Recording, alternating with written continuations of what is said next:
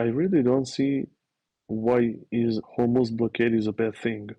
Yeah, stuff will be more expensive. People will pay more for the regular stuff that they are used to get, but we are in a war.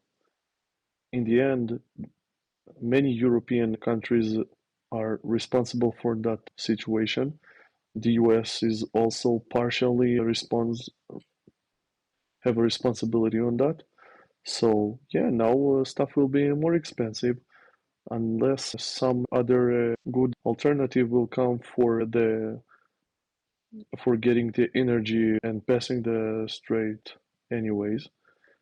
So the whole informational sound about all the informational noises about, oh, now there is a crisis in the energy sector. All right, so there is a crisis. Get used to it.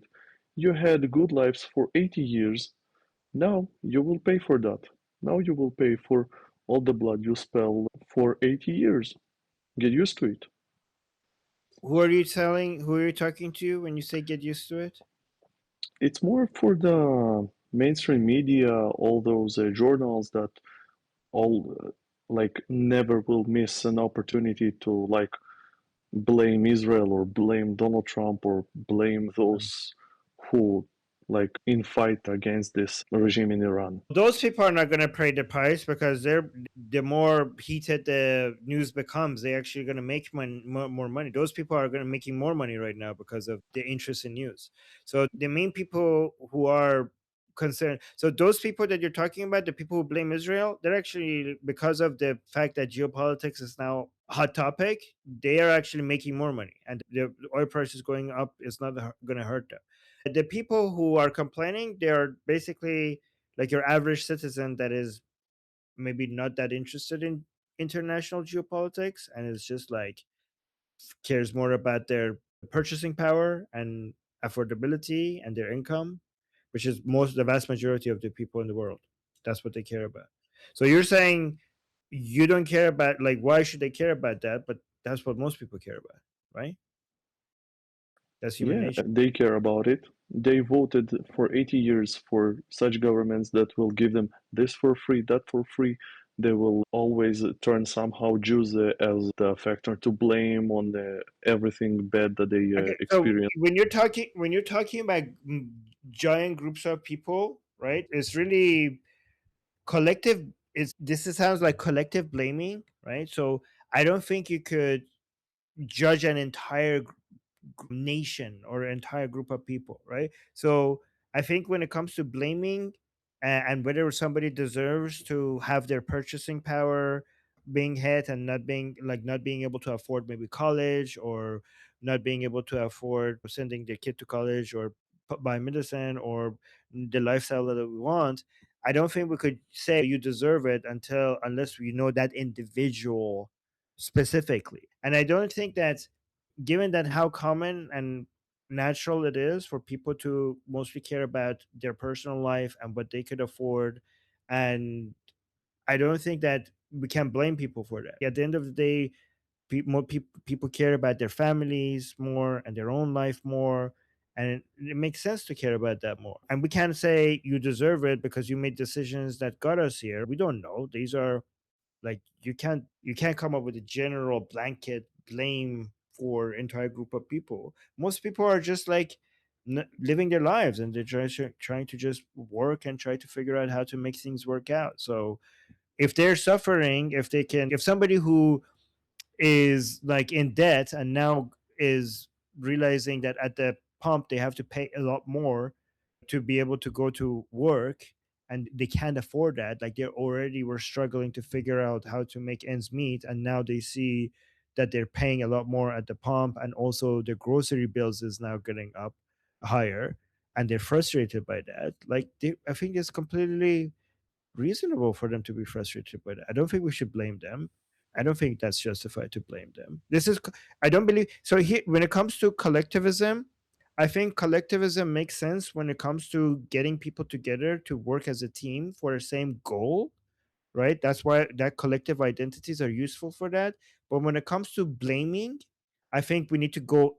extra individualism. Like we need to lean into individualism like really hard when it comes to blaming people. But do you Well, understand? I agree. I agree that it's yeah, I'm frustrated with that, and that's how maybe my frustration is just going out. But like, I see that the Europe will eventually have, at some point, have to make military mandatory, and like in the end, they will. It's not like I say, oh, you will pay the price because I like coursing them, and I don't know, like trying to make some mysterious stuff, but like eventually, I see that in the end they will go and have fights, have war, and maybe they will overcome this war and will be in the right part of history. It just was the my like aggressive way to address it, but I think because we are in YouTube, so people will hear it and get the understanding that the old good life anyways will end and they will have to face a new reality. I don't think they're all good. I don't know which people you're talking about because for United States citizens, at least, I don't think their good life is going to end. Like I'm looking, look Uh, at this here, on average, I'm talking about, right? Because look I'm at this. I talking mean, I'm about pretty sure there's going Europe to be and a correction at Europe mostly. Okay, but look at this. Oil prices are up 15% in the United States in the past 5 days. And if you look at the same time, stock market is up in the past 5 days, like by only a little bit.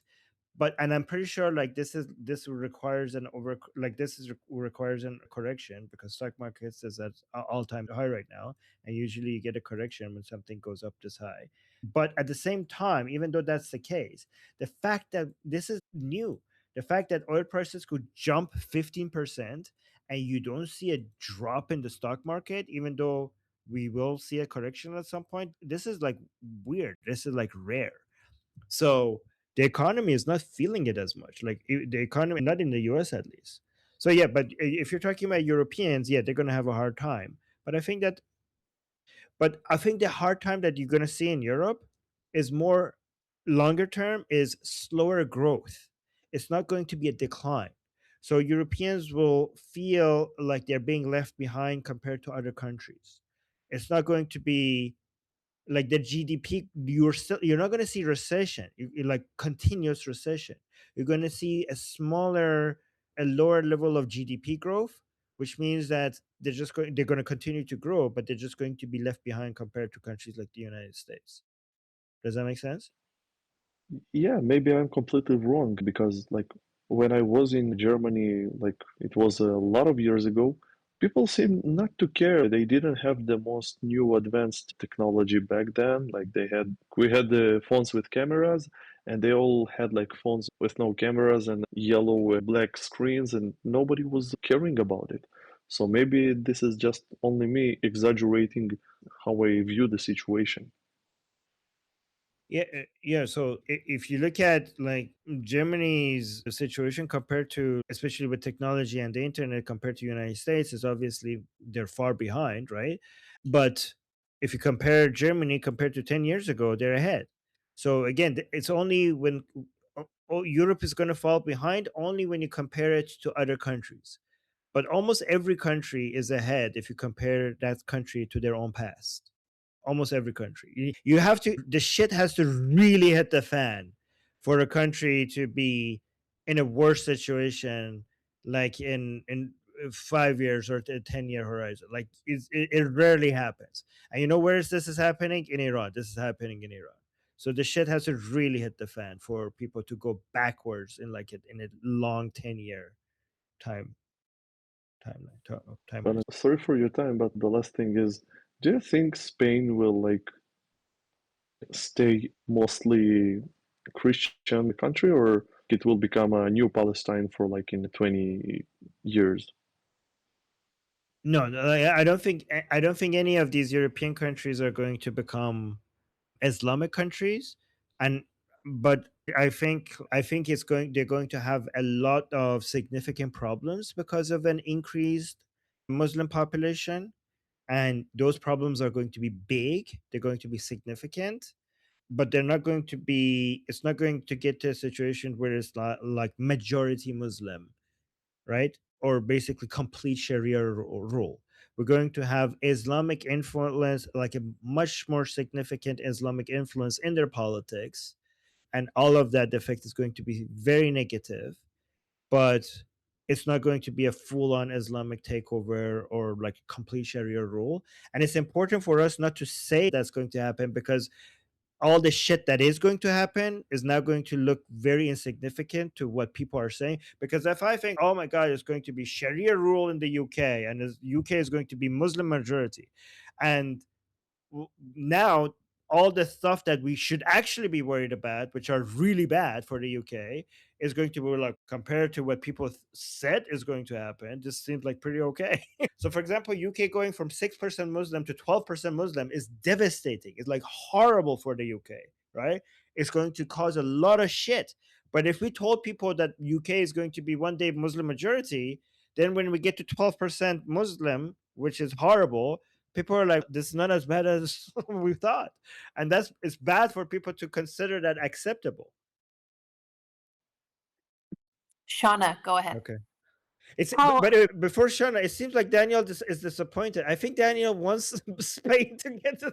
I think Spain. I want Spain to fall to Islam so that they get especially, punished. I especially. want Spain to fall to Islam because of their anti-Israeli view. I want Muslims to go fuck shit up in Spain. You don't know. You don't know how. You really don't know how. They have special place in my heart. I'm just kidding. I'm kidding. Okay. All right, let's continue. I was just gonna say for America, I think America's doing okay. So here's the thing: Americans are we want everything, and then we want our cake, and we want to eat it too. I think that most humans are like that, but I think Americans, especially, just because we were sold a false reality as kids a little bit.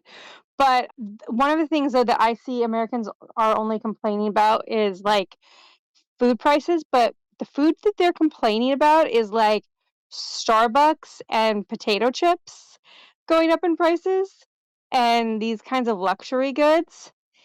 And the other thing too though that I'm seeing is the housing market is it's about to be a buyer's market like crazy. It's going to be a big problem if they can't start building family homes because what's been selling has been condos and like high rise like apartments. People are buying like high rise, not buying, but they're renting high rises and stuff.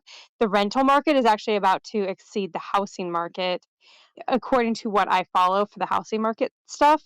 So life is actually about to be really good for Americans because we can actually get some things that we need, like hopefully getting some young people on the housing market rather than the kind of system that we had where we have cheap luxury but expensive basics. So that's what I am seeing on the ground.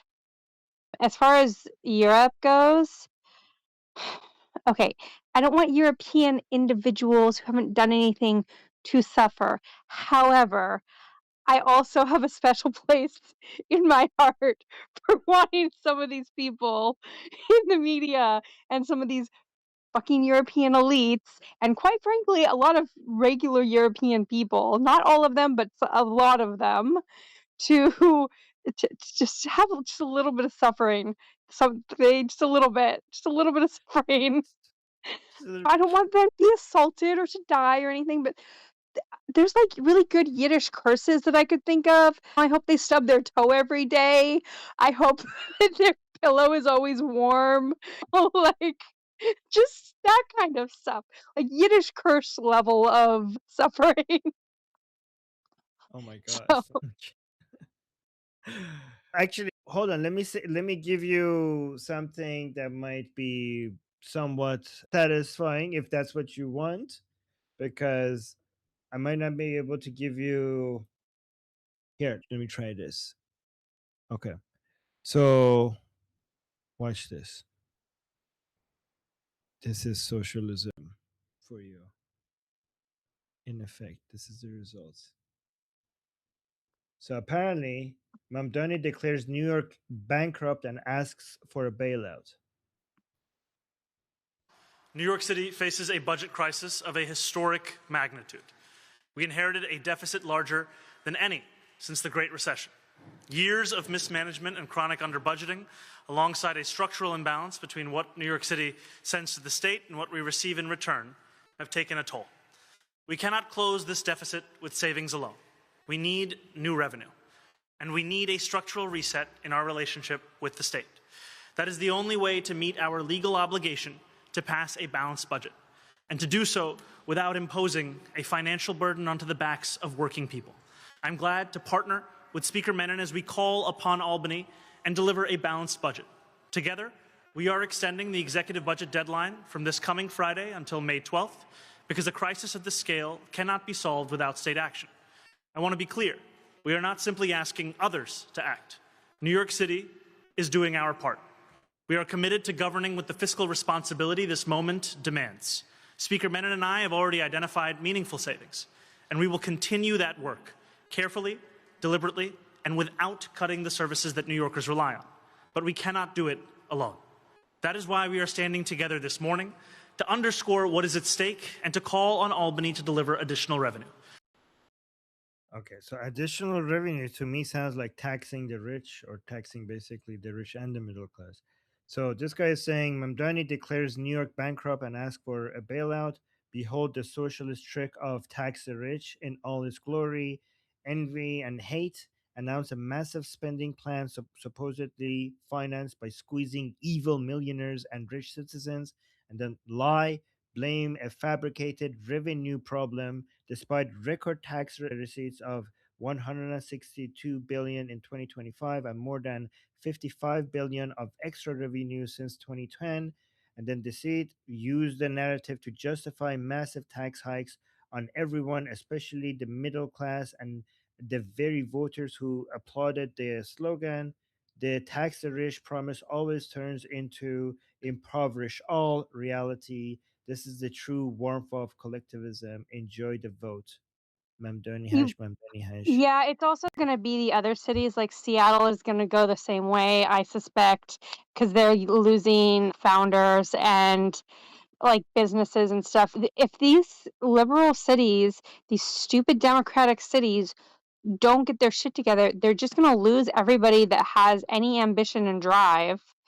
And those people are this is the okay, so one of the things that is frustrating but also beautiful about the United States is that you can go to a new city. If one city crumbles and turns into a shithole, you can go into a new city and make it beautiful and have innovation. This actually happened historically in America. Cities have always competed with each other. At one point, Pittsburgh was bigger than New York. Charleston back in the day had a huge population, a huge power base culturally and fiscally, and then it's been New York for most of the second half of the 20th century. But it's not surprising. I think Miami is going to continue to grow and explode. I think there's new cities that are just going to come and become the national hegemon. But it sucks to see New York and Seattle and San Francisco fall, because these are beautiful American cities. Yeah. Okay, Yeah. Samantha is next to respond. I want to see all the people who want to shame Israel and Israelis about dying children to have to know what it's like to be in a situation where they don't have a choice but live under Sharia or have to make the decisions Israel has had to make more. I want to see, you know what? I want to see Spain have to go through things. I'll just say that. I want to see people, like anyone who's hurt me in life, I want to see them go through the same shit that they put me through. And like anyone who like shames Israel, I want to see them have to go through the shit Israel has to go through. That is how I feel. Like I want to see everyone who hurt me, who I was in a cult with, cry and beg for fucking mercy. The way they I also, again, I have to say this. Yeah, communism needs to be instituted on a national level, not like city by city level. Like we need to have to happen like on a nationwide scale, so that there is no such thing as, oh, I'm successful, so I'm just gonna run to a country or run to a part of the country that like people who like were lucky enough to or parasitic enough to climb their way to the top can get into and then escape. Oh, No, it needs to happen so on they an could app. leave rich people can just leave the country then. And go where you want. Go to so many countries that understand that wealthy people collect or generate wealth and give them benefits of zero tax and a lot of other advantages to come there. So when a country makes the bad policy of trying to punish the people who are successful, by the way, taxing the rich more than other people is basically punishing success, punishing people figuring out the best It's way making them to pay their provide. fair Hold on, share. Samantha, I am talking. I don't interrupt me. I don't interrupt you, so don't interrupt me, okay? All right. So the fair share of everybody is for everybody to pay the equal tax, like equal percentage, right? So everybody could pay equal percentage, and that would be their fair share. But if we are taxing rich people, first of all, rich people are already paying, most tax revenue comes from the rich people already. This is jealousy. This is people who haven't figured out how to succeed in life, basically trying to punish people who have figured out how to succeed in life because they're jealous of them. This is mostly communism is fed by jealousy of people who know how to provide better services and products for their people. So the best people in society that have served other people more and they're getting rewarded by it. So if you're rich, unless you are corrupt or anything like that, if you're rich, that means that you have figured out a way to serve your society more than other people and you're getting rewarded for it. And communism is caused by you looking at that and you not looking figuring out, you haven't figured out how to do that, and you see their lifestyle and you don't have that lifestyle, and you get jealous of that lifestyle and you want to punish the people for their success.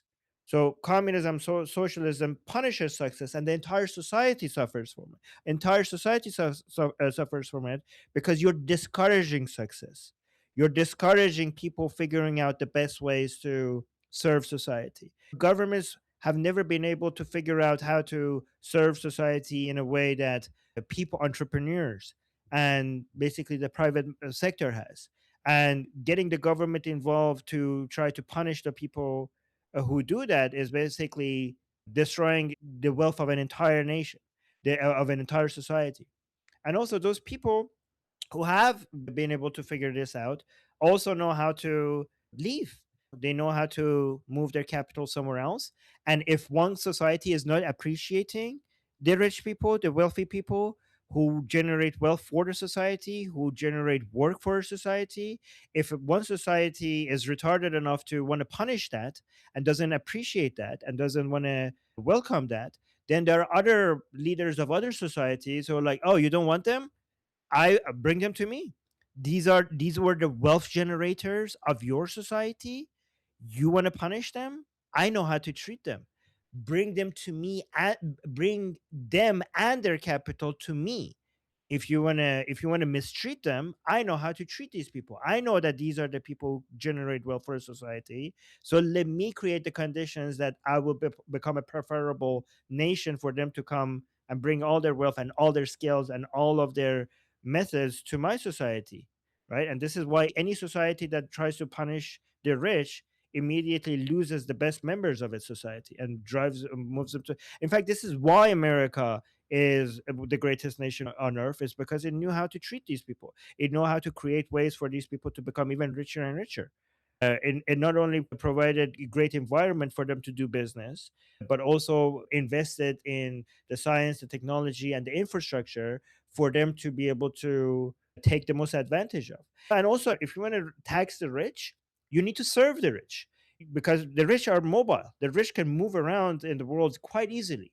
So the rich are sometimes eager to even move to a place where the tax is higher if that higher tax comes with the better infrastructure and better and a higher human capital, meaning that a much more educated society. So sometimes rich people are happy, more happy with a place that maybe has some higher taxes because that higher tax has been spent on creating an infrastructure where these rich people are taking advantage of. So either way, you have to think about serving the rich. Even if you tax the rich, you need to serve the rich. If you can't serve the rich, you need to reduce the tax. But again, one last thing I want to say is that this mentality of making the rich pay for things comes with this mindset of limited wealth, right? People think that there is a limited amount of wealth in society, and if somebody has more, it's because they took from other people, and other people must have less for them to have more. They don't understand that the vast majority of rich people get rich not because they took wealth from other people. They generated wealth. They created wealth. It's not like a pie that if somebody takes more of it, other people have less of it. Rich people, they make the pie. They add more pies. They're wealth generating. They're not wealth taking, they're wealth generating. And because they generate wealth, everyone else is getting richer. They get rich more, but they're also causing other people to get rich because they're generating the wealth. I have 5 people on the list and 5 minutes to do stuff. Rebecca, you get 1 minute before you have to go. Yeah, I get 1 minute. 1 minute is perfect. By the way, not that I love being in that position of defending Samantha, but I'll give you one thing that you said a little bit correctly, which is the rich can run away, but at the same time, who allowed DEI into their companies? Those who have wealth, they also have social responsibility as well. They donated to leftist causes. They donated to those universities that had ruined our lives. They put their money in the most in ways that ruin society, and it's private donations that do those things. DEI and everything like that. Who did DEI? Who brought DEI? Who allowed DEI? Right? There is some and understand, like, in the end of the day, like, the rich, the neo-Marxists that did that were rich, and the rich have responsibility as well, because if they could have not have fled, they might have not brought in stupid ideas from all over the world. And you can say they're not responsible, they're yes irresponsible. I just want to bring that into our attention, that, like, we are blaming anyone else, we can also say they should eat also the shit that they have gave money to. All right, I want to respond to that. I hope I don't get interrupted when I do respond to that. First of all, this is the horseshoe theory in effect, because Rebecca is very right leaning and Samantha is very left leaning. So it's interesting that they're agreeing on attacking the rich here. But also, I disagree with attacking the rich. I Don't reframe me. Don't reframe me. Don't reframe me. I disagree with that. But in the same time, you and I have responsibilities as citizens, and so do they. And sometimes, because they can run away, they are given a free pass from taking responsibility that you and I have in society. And it's not that they are different, it's just that they can interrupt people. Rebecca, you need to stop interrupting people. This is a really bad habit that you have. A really bad habit. I don't want my words to be. You could correct me after you're wrong, but it's really getting annoying how often you interrupt me when I'm speaking. Really getting annoying, right? So we were specifically talking about rich people in general, okay? And this is about collective blaming. Obviously, if you are a rich person that has supported a bad cause, obviously I'm against you. I don't give a shit if you're rich or poor or middle class. Then in that situation, it's not about you being rich anymore. It's about you being a fucking idiot that supported a bad cause. That is a separate issue. So are there many rich people who support bad causes? Yes.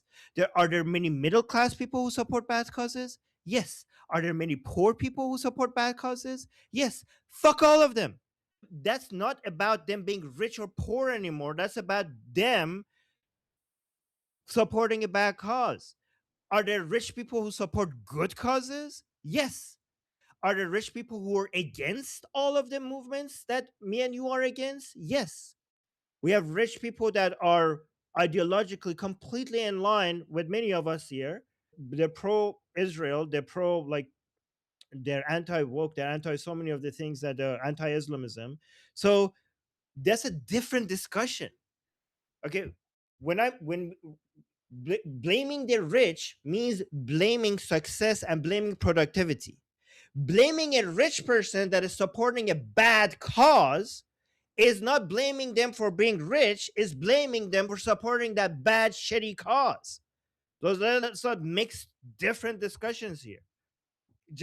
And also, if we are pointing out to rich people supporting bad causes, then we should also acknowledge all the rich people who support the good causes. There are many rich people who have their money has supported Zionism, that they have supported Zionism a lot and has helped Israel. They use their money, they use their wealth to go and support Israel and Zionism all around the world. And we should encourage them. We should welcome them because we need the money. We need the support. The thing is that you're focusing on the wrong point. I said that they need to stay put. People, like, the thing is the rich fuck up and run away. I say that's the part I dislike, that they can run because they're richer. They have a way out. After they poop, they like go away. That's what I'm saying. That's the only thing. And that's not because I dislike the rich. It's just that I'm saying, like, let's just notice that we all get equal treatment before the law. I think, yeah, I believe in equal treatment before the law. I think everybody should be able to be mobile. I think rich people and poor people and middle class people is called the right to mobility, and you should be able to move around wherever you want to go. Armin, do you have to go Well, now? I believe in nationalism and national borders.